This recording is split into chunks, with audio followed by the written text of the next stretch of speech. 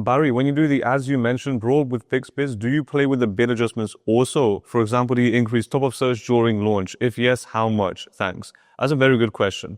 Now, the answer to that question is personally, I don't play around with the bid adjustments, especially during launch. I play around with it later on, but not during launch. Now, some of my clients actually tried this a year ago. So a year ago, they started new campaigns for a new book, and they were really bidding on the top of search. So they were bidding exponentially higher, sometimes 900%, 800% on the top of search, because they wanted to make sure they were going to show up first.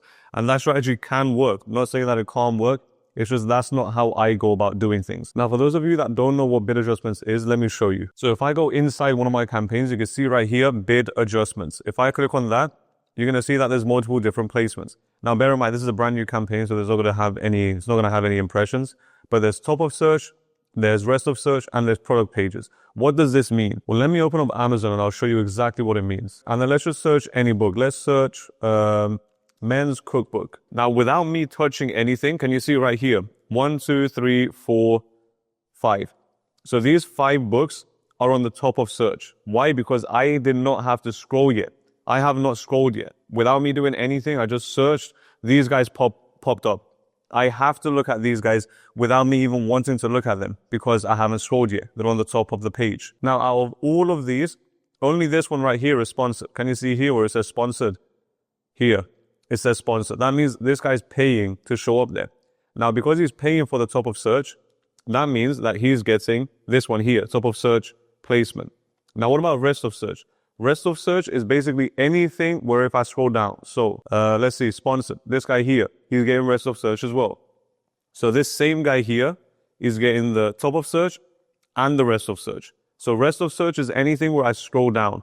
This is above the fold. If you guys are computer guys and laptop guys and UI design guys, or I'm not quite sure what jobs you're meant to have to know what it means. But above the fold means anything that pops up without you having to scroll on a page. So everything here is top of search, even though this is the only one paying for ads. And if I scroll down, all of this is rest of search. So if I go down here, only this is sponsored. This right here is sponsored, but it's in rest of search. As I scroll down, you can see right here, grill smoker, sponsored, canning meat, sponsored, carnivore diet, sponsored, crock pot, sponsored. So all these 4 are sponsored on rest of search. However, there's one more left.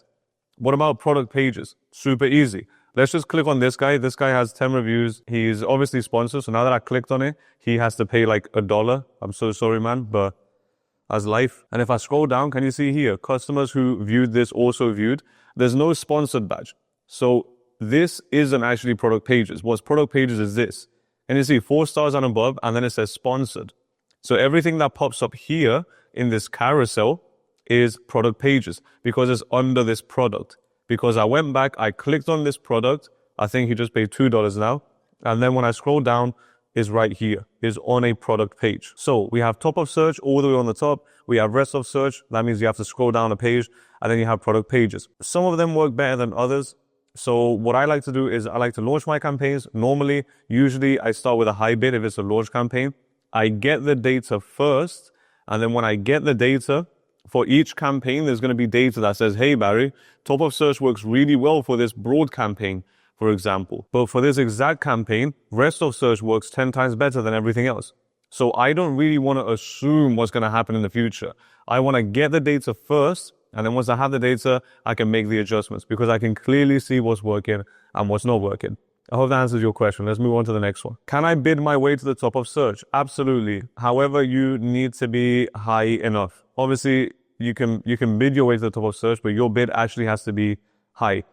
Also, there's a second thing that you need to understand. Some people will say, okay, well, we're allowed 900% top of search, right? That means Amazon can increase your bid by 900% for you to show up in the top of search. That means if I'm bidding 10 cents, it can increase it up to 90 cents. I think that's 900%. If it's not, then it's $1. What a lot of publishers are going to say is, oh, okay, well, I'm going to be very smart. And I'm going to bid really low. And then I'm going to make this 900%, which is the max. So I only show up on the top of search because then that's going to give me or 900% of this is going to give you 150. I'm so bad at maths. I have no idea. Maybe $2, $2.50. So now you're paying $2 instead of 20 cents. Let's make it 20 cents because it's easier. But now you're bidding 20 cents for 900% increase. So you can bid $2 for top of search. So that way, you're not really showing up anywhere apart from the top of search because you're paying for it. However, that's not really how it works. Here's how it actually works. Now, what's going to happen is, let's say this is the Amazon ads page, and there's all of these are listings. So there's like positions. Obviously, if you understand how Amazon ads works, it's an auction-based platform. So that means the guy with the highest bid will show up higher on the page. The guy with the lowest bid will show up lower.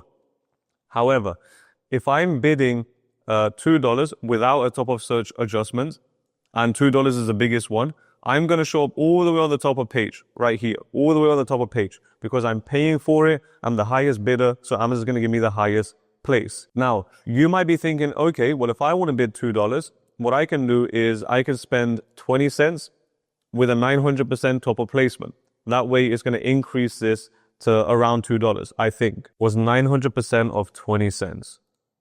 $1.80. Okay, perfect. So now it's going to increase it by $1.80. The only way that Amazon will actually increase it to $1.80 and show you at the top of search, let's say this isn't $2, let's say it costs $1.80 to show up top of search. The only way Amazon will do that is if you already show up for this bid.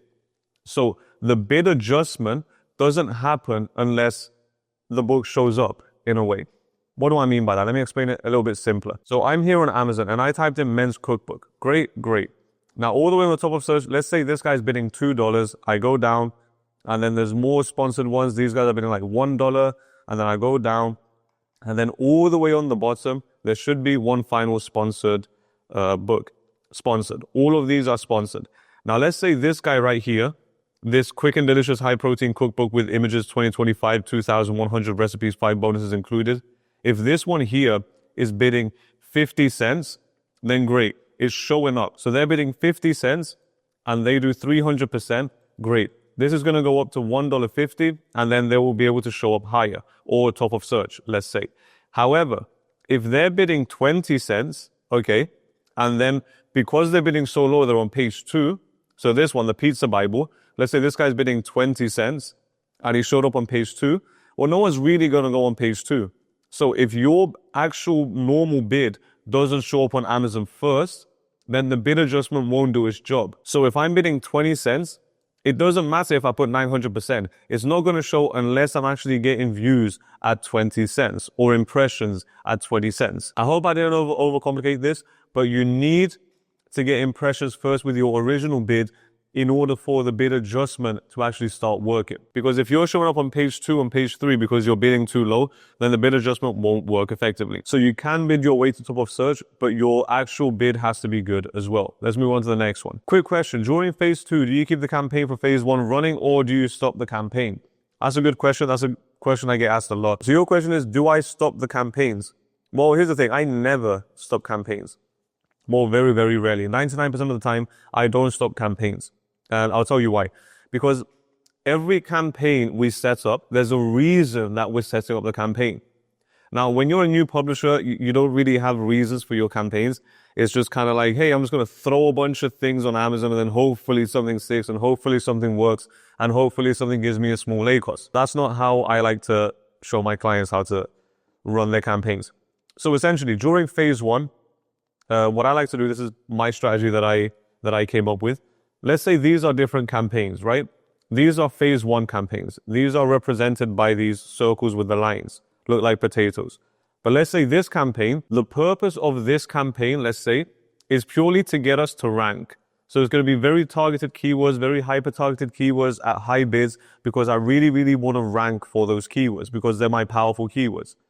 Now, let's also say that we have some campaigns purely for sales because we need sales velocity as well. Usually these are product campaigns and they're usually the ones that get the most amount of sales.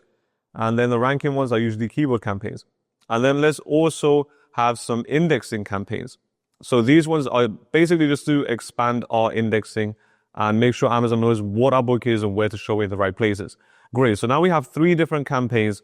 And this is phase 1. Now, phase 1, I'm bidding, I'm collecting all the data. I have ranking campaigns, sales campaigns, indexing campaigns. So everything is working great. And my book is growing. I'm getting the data. Great. Time to move on to phase 2. Now, phase 1 usually lasts around 30 to 60 days. And then when phase 2 is ready, what I'm going to do is I'm going to launch extra campaigns. It doesn't mean I'm going to stop the ranking campaigns or stop the sales campaigns or stop the indexing campaigns. No, I never want to pause campaigns. What I want to do is optimize the campaigns, because what are the chances that you're going to launch a campaign right from the start, and everything is going to go super smooth? What are the chances? That never happens. Never ever happens. There's always optimizations to be made, because obviously you're not a supercomputer, you're not a psychic, you can't predict what campaigns are going to work, what's not going to work. As long as you create campaigns with purpose, you gather the data, then you can optimize it. But anyway, let's not get off track. Let's say now it's time for phase 2. So I'm getting sales. Let's say I got like 500 sales with these campaigns, with my ranking campaigns, sales campaigns, and indexing campaigns. Great. Now it's time to phase 2. Let's say our book has over 100 reviews. We have a good listing, good conversion rate, click-through rate is really good. We tested out everything. We optimized it, A+ content, we improved it. Everything's good. Our listing looks good. We're ready for phase 2. Great. Now we can launch extra campaigns on the top. So essentially, one of the other campaigns I would launch is a scaling campaign. What this is going to do is basically going to expand my reach within the niche. And then I'll also launch some slightly broader campaigns as well. This is to get a broader reach in the niche. And sometimes it goes into other sub niches, but again, it can work really good for my book. So now I have phase 1. I dominated my niche essentially with my campaigns. And then in phase 2, I'm starting to scale and go broader. First of all, because my book is way better. Okay, I'm not going to start scaling and going broad when my book is terrible and I can't compete, can't even speak. But anyway, every single campaign has a purpose. And then when you launch a campaign, you leave it to do its purpose, you optimize it, and then if you're going to launch new campaigns, they should have a different purpose. Or they can have the same purpose. It's all good, as long as you know what you're doing. But yeah, I don't pause my campaigns. It's just there's different campaigns at different phases for different purposes. So I would never really pause my campaign. I hope that answers your question. Hi Barry, you have awesome informative videos. I appreciate that. Question on automatic campaign. I am confused of keywords and which keywords Amazon consider. Does it work based on my 7 keywords I put in during book publishing? And do you mean I should have those 7 keywords somewhere in my SEO? That's a good question. Let's say I'm an auto campaign on Amazon ads. I'm the automatic campaign. Your question is, does Amazon only look at the 7 backend keywords? And no, it doesn't. What Amazon does is it devours everything it can from all the text that's on your book listing. I hope that makes sense. So let's just say I'm Amazon ads. Okay, it's a cookbook for men. Let's just search cookbook for men. Can you see how it says 1 out of 13? And you see it says cookbook for men here. It says cookbook for men here. It says cookbook for men here. If I open this, here's another cookbook for men. If I go down and you see cookbook for men again, these ones are other books, so that's okay. A+ content doesn't say cookbook for men, but it says cookbook for men in the reviews. If I go down, author bio, no cookbook for men. As I go down, cookbook for men in the reviews. And you see this? So that's exactly how the auto campaign works. It tries to find common keywords that are found multiple times during the listing. And then basically it assumes that that's what the book is about. And it starts testing it in the auto campaign. So here, cookbook for men, it found it 13 times. So there's a very high chance it's a cookbook for men. So it's going to start targeting cookbook for men in your auto campaign. Even if you don't have cookbook for men in your backend keywords, which if you're selling this book, obviously you should have it in your backend keywords. But even if you don't have it in your backend keywords, it's still going to find it in your title, your subtitle, your book description. If I go down, you can see all your A+ content text. This one, shouldn't put Lorem Ipsum right here. This isn't even A+ content. This is just filler text. There's not even text in the A+ content. How professional is this? 900 ratings. Why? Why are these guys not putting real text? Is this real text? It says, welcome to your kitchen. No, this is, I don't even think it's in another country, in another language. But anyway, if you're watching this, please fix your A+ content. And these guys are on 241,000. So they're not really selling, but fair enough. If you're not focused on your A+ content, leaving some Lorem Ipsum text. Anyway, I'm not here to judge, but that's basically how the auto campaigns work. Now, that's how it finds the text. Now, if I just read through here, you're going to find some more. Can you see? Recipes, that's another keyword. Easy to follow instructions. So someone might type in easy to follow cookbook for men. It will start linking and matching everything together. But essentially, it's extracting all the text from the text elements right here. Now, some people are going to ask, If there is text on the actual picture in the A+ content, does it get it? I'm not sure. Maybe, because I'm sure Amazon is using AI to actually extract things and extract your indexing data. However, mostly it's this text here, the text that's actually part of the page. So if you can highlight it with your mouse, the actual text, that's what Amazon can actually read. Obviously, this one is just random gibberish, so Amazon's not going to read this. Well, it is going to read it, but not going to understand anything. But right here, you can see everything in here, it can read it and understand it. So if it sees cookbook for men, it starts to assume it's a cookbook for men, and it starts to show more cookbook for men keywords. I hope that makes sense. Also, when you run an auto campaign, you also see some products as well. So what Amazon is going to do is all the products that pop up here, these guys are probably running auto campaigns or something similar as well. But when it comes to the products, it does the same thing. So it looks at the keywords, it sees that it's a cookbook for men, and then it tries to show you for other books that have those common keywords, cookbook for men. So can you see right here, these two are probably going to pop up in your auto campaign for this book. Let's say this is our book, and then we're running an auto campaign for this book, the Essentials Cookbook for Men. Then it's going to see that these two are being sold together all the time. People are buying them all the time. And they also say cookbook for men. So it's going to start bundling it all up together. Hopefully that answers your question. Let's go to the next one. Thanks, Barry. What do you do with keywords that get clicks but no sales, i.e. no ACOS, when these number of clicks are still below some critical threshold, say 10? If you're targeting a keyword and it's below 10 clicks, you really only have two options. First option, you can just wait until it reaches around 10, 12, and then see if it's getting sales or not.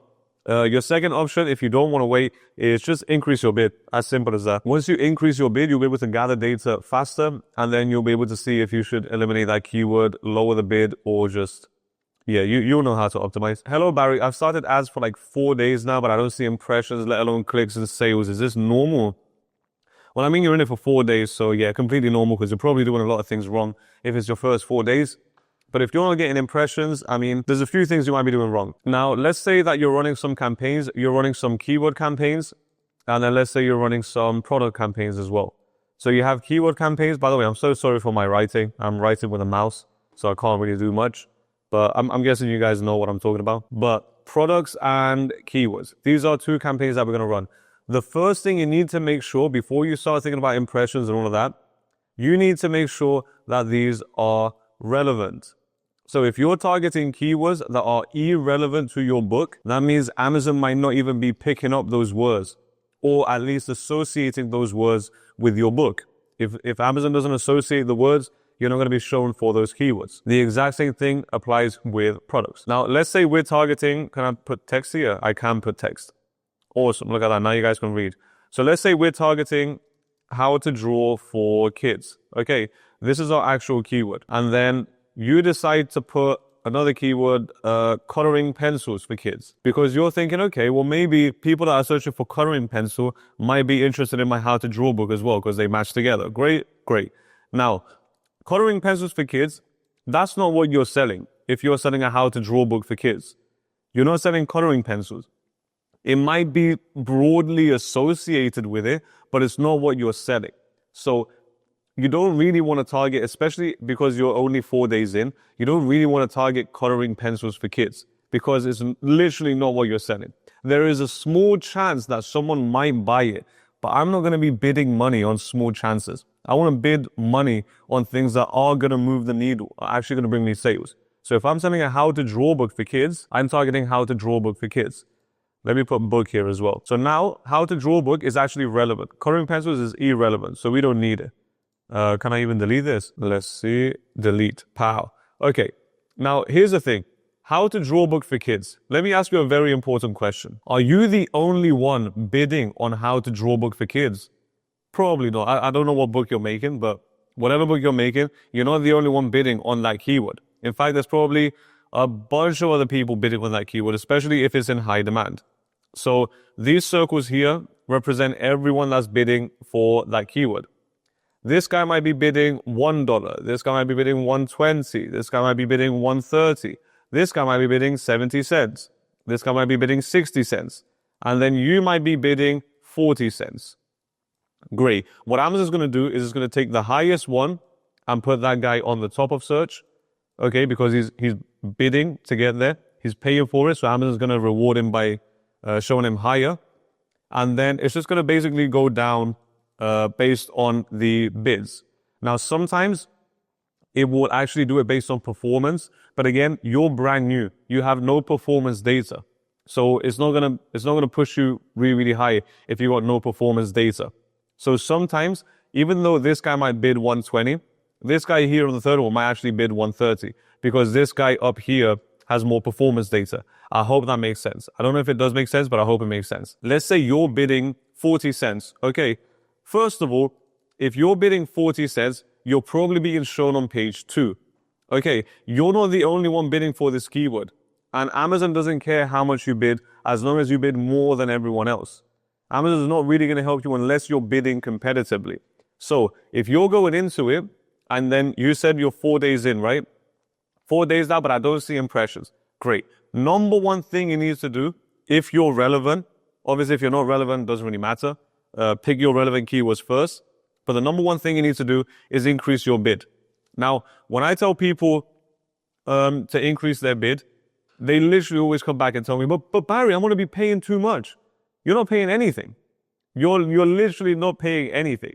So right now, even if you're bidding $1 right now, you're not even getting impressions. You lost nothing. You're not paying anything. Increasing your bid is probably your best bet at the stage where you are now. As long as your keywords are relevant, just keep increasing your bid.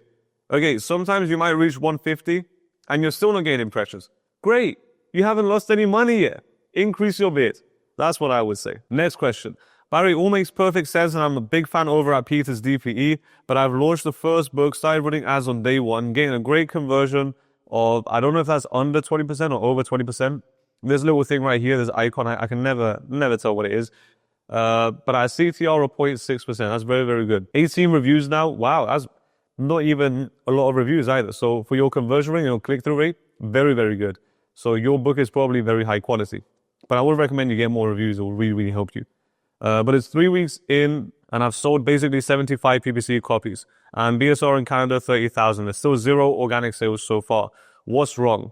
Well, there's only one thing that's wrong, and that's basically your patience. You need to be slightly more patient. Because you said you've been running it for 3 weeks. Yeah. 3 weeks, you're still in the first 30 days, man. Like, my launches last around 90 days. That's how I see a launch. A launch is 90 days. What I see with me and my clients, in the first month or so, around 10% is actually organic. Now, a lot of the times, none of it's organic. A lot of the times, the first month, I can't write, but you know it says organic. A lot of the times, the first month is purely PPC. And that's how it should be. Because how does organic rank in? How does Amazon know to rank you organically? Well, first, you have to get sales. Right? There's only a limited amount of spots to rank organically on page 1. Amazon's not going to show your brand new book that you launched 3 weeks ago. It doesn't care about you. Amazon cares about making money. So it's going to give organic rankings to books that have proved that they can make money for Amazon. So Amazon's going to take your book when it proves that it's going to make money, and then it will start pushing you organically so you can make more money and Amazon can make more money. However, in the first 3 weeks, you're going to have to rely on PPC. Completely normal. Completely normal. That's why I'm saying usually in the first month, you might even lose a little bit of money. But you're not really losing money. You're investing in the growth of your book. The first month usually is around 90% PPC. Sometimes 100%. That's completely normal. No problem. Now, it's usually the second month where things start to change. Now, I'm not going to say it drastically changes, but usually this one might go 20% organic and then 80% PPC. And then month after month, things will shift. Now, sometimes in the third month, it might go like 35% organic and then 65% PPC. And then it will slowly shift from there. Once you gather the data, you're going to be able to see where you make the most amount of profit. So sometimes people might say, okay, well, I want 30% PPC and 80% organic. That's wrong maths. 70% organic. Now, that sounds amazing because you're spending a little bit on PPC and you're making like more than double in organic. However, sometimes you're going to make way more money when you're at 50% PPC and 50% organic rather than 70% organic. Because remember, PPC and organic work together. Amazon looks at all your sales. If you're getting 30% PPC your PPC is essentially what's fueling your organic. Now, if you spend more on PPC, it will also help increase your organic. So essentially, in the most simple way I can possibly give you, if you're doing 30% or 30% PPC and 70% organic, you might get 100 sales PPC and then 200 sales organic. I know the math isn't quite there, but I can't really do the math. But let's just assume that if it's 50%, then you might get 350 sales PPC and then another 350 sales organic. So essentially, organic, you're getting 200 over here, but then you're getting 350 over here. So that's why there's no like one, this fits everyone. This is what everyone should do. Everyone should follow the same thing. We're all robots. No, everyone has a different book, different niche, different conversion rates, different click-through rates. It's all about getting the data first and then seeing what the data tells you and then playing around with it so you can increase your profit. However, what I do see during launches is mostly PPC. It's completely normal, and don't stress about it. And the fact that you have 75 PPC, if you continue this way, you're going to see that you're going to start to get organic sales. Now, you posted this 2 weeks ago. So if you are seeing this, please update us and let us know how many organic sales you're getting for the second month. Next question. Do you promote your books on other platforms, TikTok, Facebook, or do you rely primarily on Amazon ads? I rely on Amazon ads. Next question. What do you set specific Amazon placement percentages at? Top of page, rest of search, product pages. That section confuses me. Yep, so usually I'll run my campaigns for like 30, 60 days, make sure I'm getting enough data.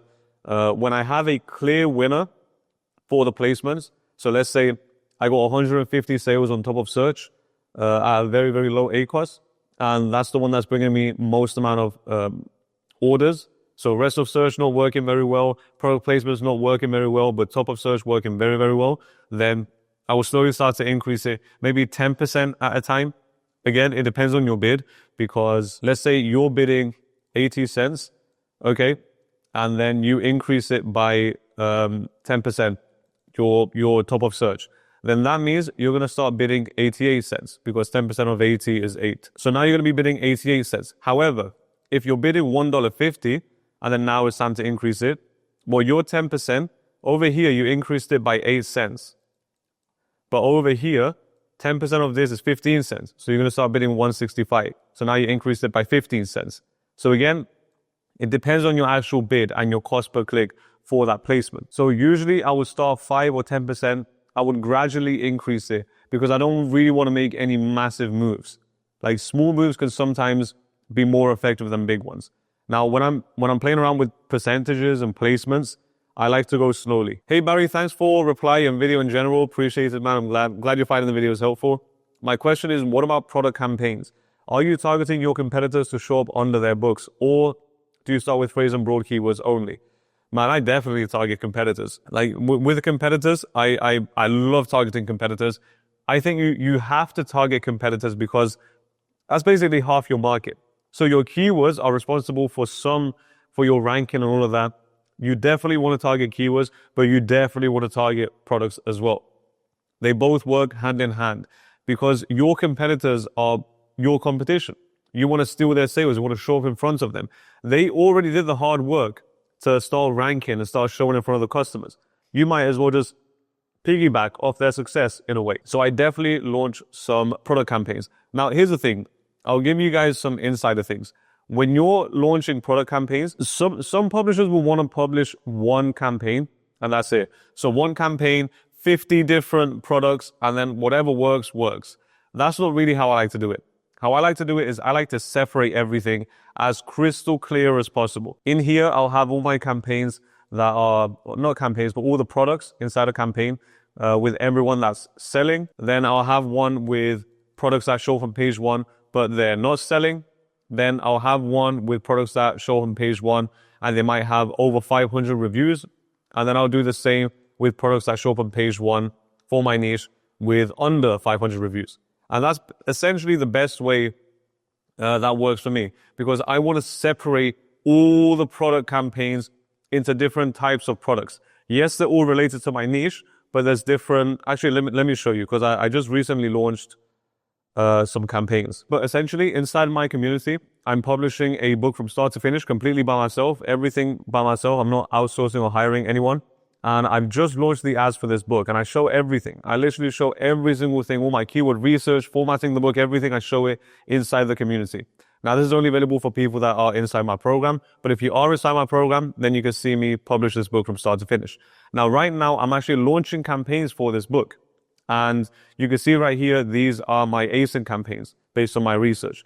So right here, you can see I have my ASIN, the ABSR of the book, how many reviews it has, and the price of the book. These are basically the three things that I want to look at: ABSR, reviews, and price. Those are essentially the three different things that we can have. I got all of them, all the ones that I see pop up in my niche, and then I just sorted them out with top dogs. So top dogs, they're basically like the guys that are selling the most. These are like the big guys in my niche. You can see right here, let me actually zoom in. So you can see right here, reviews 400, 200, 120. So these guys all have triple digit reviews and then have very low ABSRs. I have another campaign, only products. These are all the ones that are selling, but they're under $15 because my book is currently at $15. But again, it's launched, so it's going to increase later. But you can see everything here. Some of these are not selling as well, but they're still under 100,000. If it's under 100,000, they're selling more than at least a copy a day. And again, I don't know which one of these campaigns is going to work the best. That's why I separate them. I test it, I get the data, and then I start fixing things. But the better you separate it, the clearer it is for you to see what works and what doesn't work. So essentially here I have the top dogs, everything that's selling under $15. Here I have everything that's selling over $15. And you can see the ABSRs, how many reviews they have. So there's all of these guys are selling over $15 and none of them have reached 100 reviews yet, which is why this is such a good niche as well.